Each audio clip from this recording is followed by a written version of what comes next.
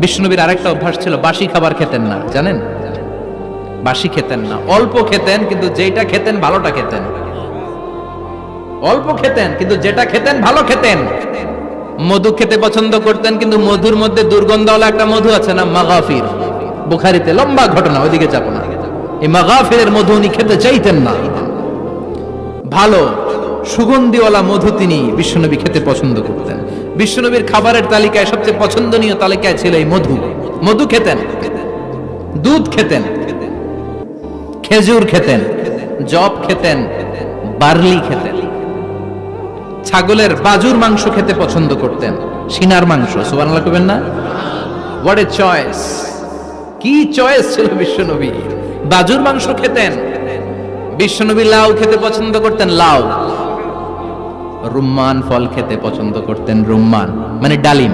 রুম্মান মানে কি? ডালিম খেতে পছন্দ করতেন। মাশরুম খেতে পছন্দ করতেন। সুবহানাল্লাহ পড়েন।